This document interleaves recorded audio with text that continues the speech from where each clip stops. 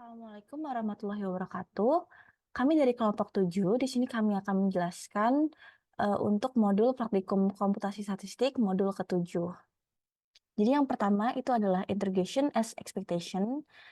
Pada kode ini itu kita akan menghitung ekspektasi dengan fungsi fx-nya itu adalah sama dengan x pangkat 2 dan n-nya itu adalah 0,1, di mana distribusi ini normal standar.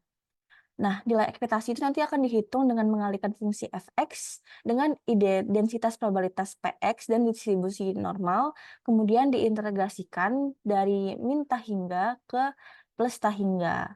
Dan hasil dari fungsi kode ini tuh menggunakan fungsi integrate untuk melakukan integrasinya, di mana hasil ekspektasinya itu sama dengan 1. Kemudian, untuk kode kedua itu kita akan melakukan linear interpolation atau interpolasi linier, di mana kode ini itu akan menerapkan interpolasi linier pada data X dan juga Y dengan menggunakan fungsi approx. Dalam kasus ini, data X-nya itu ada 1, 2, 3, 4, dan data Y-nya itu 1, 4, 9, dan juga 16. Dan nilai yang akan diinterpolasikan pada X itu adalah 2,5, di mana dengan menggunakan kode ini, itu dihasilkan nilai interpolasi pada X 2,5 menggunakan interpolasi linier, itu hasilnya adalah 6,5. Kemudian, polynomial interpolation menggunakan interpolasi polinomial, di mana di sini, kita akan menghitung, model interpolasi polinomial dengan derajat 3 menggunakan fungsi LM, linear model, dan polyfit, di mana datasetnya juga masih sama dengan dataset yang tadi, di mana prediksinya juga sama, X-nya itu 2,5, dan dihasilkan hasil nilai interpolasi polinomial pada X 2,5 itu adalah 6,25. Nah, hasil interpolasi ini nanti dihitung dengan fungsi predik, dan model ini tuh cocok untuk dataset yang tidak linier. Tetapi bisa saja terjadi overfitting karena data yang tidak sesuai dengan derajat polinomial yang dipilih. Sekian penjelasan dari saya, selanjutnya akan dilanjutkan oleh teman saya. Terima kasih. Halo semuanya, perkenalkan nama saya Asa Doa Uwi dan NIM akhir 5 dari kelompok 7 Praktikum Komstat kelas RB. Nah, di sini saya akan menjelaskan mengenai riman kiri, riman kanan, dan juga riman tengah. Nah, mungkin pertama-tama saya akan menjelaskan mengenai riman kiri terlebih dahulu. Riman kiri itu menghitung aproksimasi integral dan memilih titik awal setiap subinterval sebagai representasi nilai fungsinya. Nah, fungsi yang akan saya gunakan itu fx sama dengan 1 per x pangkat 2. Nah, kita akan menjalankan fungsi Riemannnya yaitu f, 1,5, 100 dimaksudkan, maksudnya itu nanti fungsinya bakal nilai integral dari awalnya itu 1 hingga 5 dengan subintervalnya 100 membandingkan hasilnya dengan integrat f, 1,5 juga. Nah, Riemann left itu kita kita definisikan dulu fungsinya f a b n d sama dengan b min a per n, menghitung lebar setiap subinterval dari batas a ke b dibagi ke dalam n bagiannya. Terus kita akan menginisialisasi jumlah total hasil integralnya dengan sum tanda panah 0. Terus kita bakal menghitung loop agar nilai integral di setiap subintervalnya. For i in 1 bagi n sum, maksudnya tuh sum tambah f a tambah i kurang 1 dikali d dikali d. Maksudnya menambahkan nilai fungsi f pada titik awal subinterval dikali dengan lebar subinterval ke sum. Terus kita akan mengembalikan nilai total sebagai hasil return dalam kurung sum, mengembalikan hasil penjumlahan sebagai perkiraan nilai integralnya. Nah, kita akan selanjutnya mendeklarasikan fungsi untuk integralnya. F sama dengan function X, kita fungsinya tadi kan 1 per X pangkat 2, jadi kita mendefinisikannya di situ. Terus kita memanggil fungsi Riemann left untuk menghitung integralnya nantinya. Nah, untuk menghitungnya, reset Riemann, tanda panah Riemann left f, 1, 5, 100, kita memanggil Riemann left-nya untuk menghitung integral dari 1 hingga 5 maksudnya dengan subintervalnya adalah 100. Itu kan sudah kita definisikan di awal gitu kan. Nah, nanti bakal kita print result Riemann dari Riemann kiri tadi. Terus integrat f,1,5. Kita bakal menghitung integral eksak dari fx sama dengan 1/x², dari 1 hingga 5 menggunakan fungsi Riemann kiri. Nah, hasilnya adalah 0,8194644 0,8 with absolute error kurang dari 1,1 pangkat min 07. Nah, itu perkiraan integralnya sekitar 0,8 kan maksudnya. Dari fungsi 1/x², dari batas 1 hingga 5 dengan 100 subintervalnya, kita dengan dihitung dengan pendekatan Riemann-Leibniz dan hasil itu. Dan ternyata menghasilkan hasil yang lebih akurat dengan error absolut kurang dari 1,1 pangkat min 7. Nah, selanjutnya kita bakal menghitung Riemann kanan. Kalau Riemann kanan, kita memilih titik akhir kanan dari setiap subinterval untuk menghitung nilai fungsinya. Mungkin fungsinya bakal sama saja, 1/x², terus jalankan fungsi Riemann-nya sama aja, terus hasilnya juga sama, integratnya sama aja. Jadi kita mungkin perbedaannya tuh di bagian yang awal-awal sih sama aja sih. Riemann right function f a b n d sama dengan b min a per n.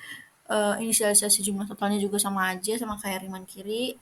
Loopingnya yang berbeda. For i in 1 bagi n, sum sama dengan sum ditambah f, a ditambah i dikali d dikali d. Menambahkan nilai fungsi f pada titik akhir subinterval dikali lebar subinterval ke sum. Selanjutnya kita mengembalikan nilai total sum return itu. Nah ya, kita bakal ngecek tuh. Ternyata yang berbeda itu ini. Loop untuk menghitung nilai integral di setiap subintervalnya itu berbeda. Riemann kiri sama Riemann tengah itu kodenya berbeda. Itu saja sih mungkin yang berbeda dari kode Riemann kiri dan Riemann kanan. Kita next lanjut lagi ke kode Riemann kanan ya. Nah, kita mengembalikan nilai total sebagai hasil dengan return dalam kurung sum, mengembalikan nilai hasil penjumlahan sebagai perkiraan nilai integralnya. Terus setelah itu kita mendeklarasikan fungsi untuk integral. Dan fungsi kita kan 1/x², jadi ya udah gitu sebagai fungsi yang akan diintegrasikan. Nah, kita memanggil fungsi Riemann kanannya. Riemann kanan f,1,5,100. Terus kita mencetak hasilnya result Riemann right karena variabel yang kita definisikan dari awal itu untuk Riemann kanan itu result Riemann right gitu. Integrat f,1,5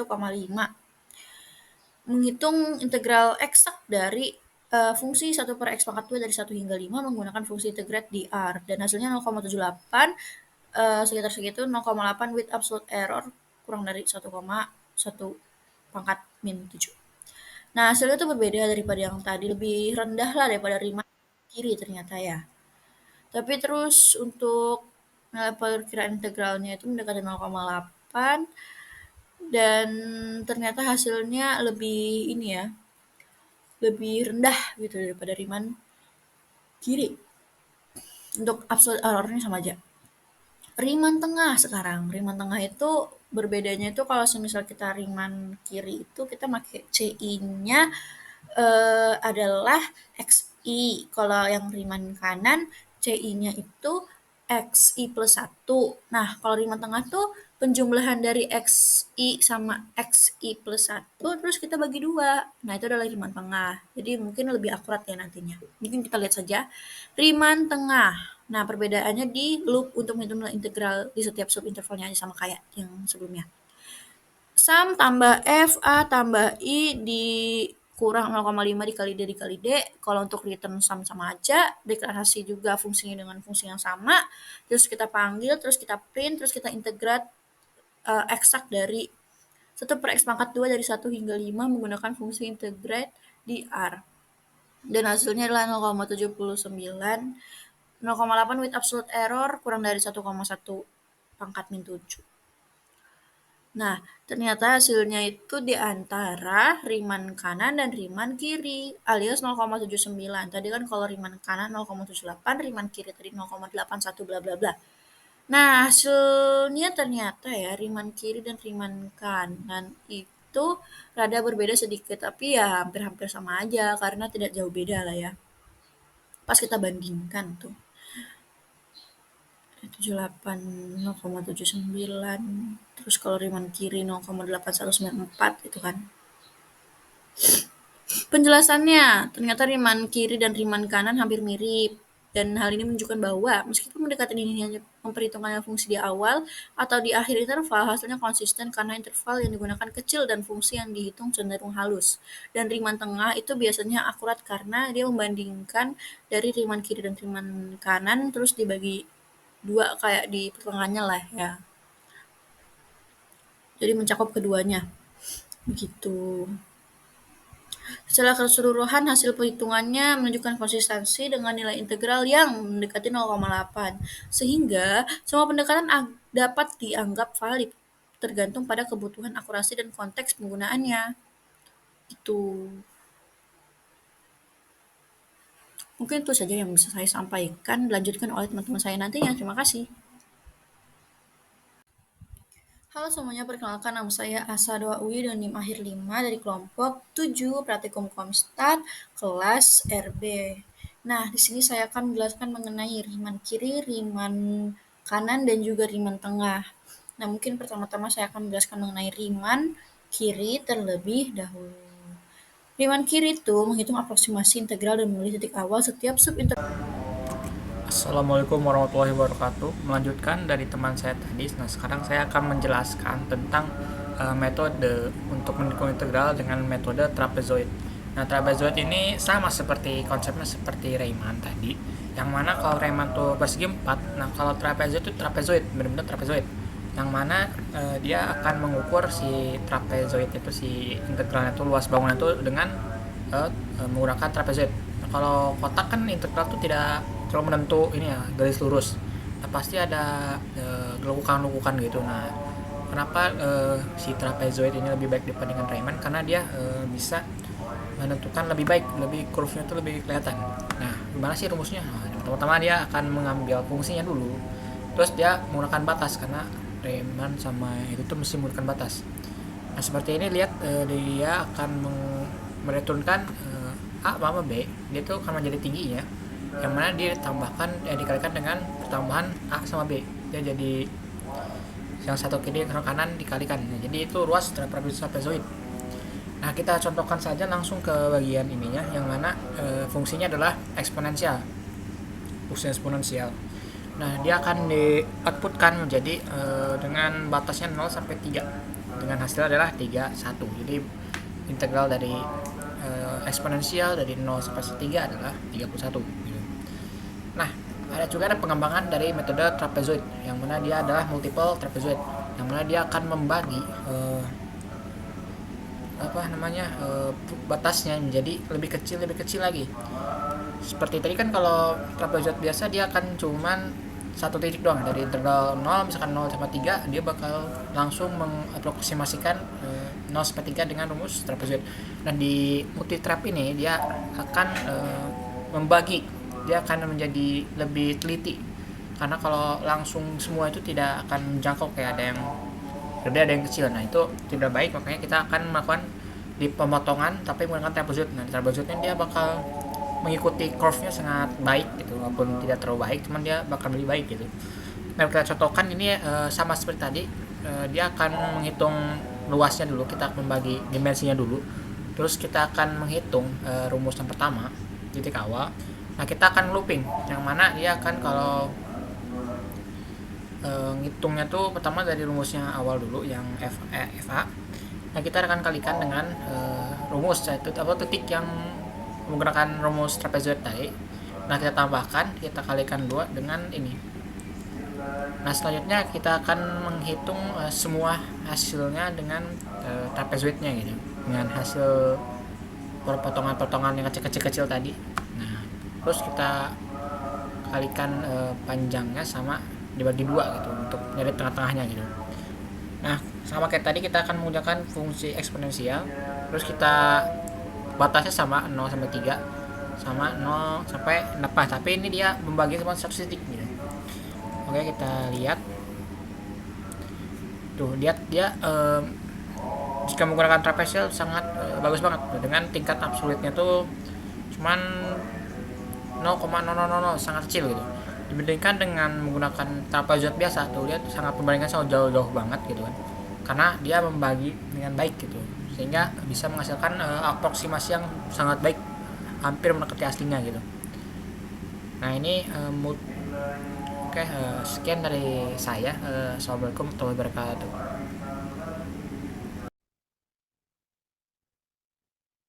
Izin perkenalkan diri, nama saya Nasional Afifah.